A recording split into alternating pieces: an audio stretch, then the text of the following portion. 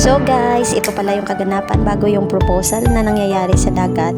Sakay na yung kapatid ko dyan sa motor ng jowa niya, pero hindi niya alam na isusurpresa pala siya. Wow! Ang alam lang talaga niya is maligo lang talaga sila sa dagat sa Batangas. Yun lang talaga yung plano na alam niya, pero hindi niya alam na mayroon pang ibang pinaplano yung jowa niya at mga kasama sa work.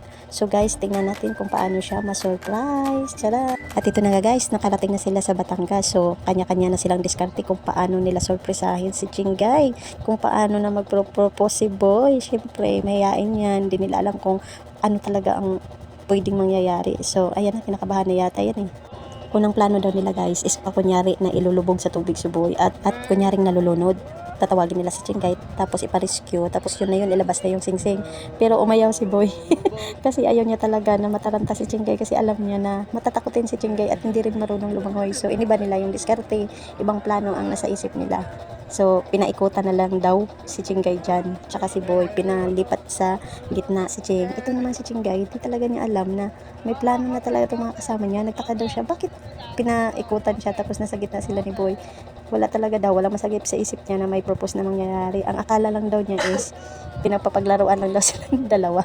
So itong mga ka-workmate ni Boy, ang tindi din ng idea. Hindi talaga malaman ni Chingay, walang kaalam-alam talaga si Chingay na may singsing ng dala yung mga ka-workmate ni Boy. Syempre, tinatago yan at biglang binigay kay Boy para dyan sa pag-propose. So nung una daw, nagtaka si Chingay, ba't lumalayo yung mga kasamahan ni Boy, pati si Boy, layong-layo sa kanya. Akala daw niya out of place na siya. So ito nga guys, kabado na si Boy, kabado na daw siya dyan. My goodness. Nakakatuwa lang pagmasdan ng ganito yung mga ka-workmates or mga barkada mo guys, no, na suportado talaga sila sa kaibigan nila. Tapos alam nila kasing mahihain, so pinapalakas nila yung loob. Game, ikaw na hindi, kukunin ni Jerry. Jer, kapitan mo na. Compress muna kayo. Wala. Compress na. Wala, sumisid si ano. Wala. Wala mo nang gagalaw. Game. Ang sarap mo. Pag ganyan na talaga yan, si paring Boy kabado na yan. Oh, wala ta. Pati ako kinikilig eh. Tawagin mo, Jer, tawagin mo. Ay. Lapit ka. Tawag. Lapit ka. Tulak mo na. Dok. Tulak mo na dyan. Doon ka na, lapit ka lang. Doon ka. Hindi, lapit ka. Nilulubog ka lang namin sa papahanginan ka lang namin.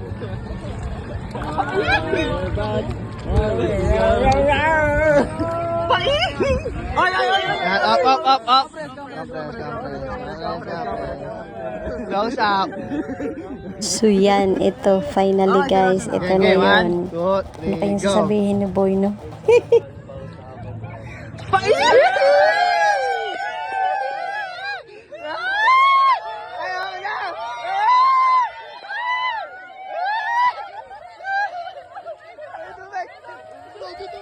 Sa sobrang kilig, di ko na marinig kung anong mga sinasabi na.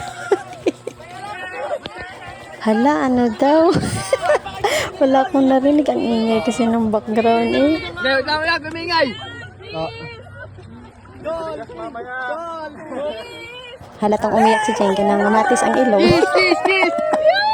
Pati si Boy umiyak, dahil mahal ka niyan. Kaya may 1 kilong luha ang nawala. O, tingnan mo. Ay, gikilig ko. So finally, say yes.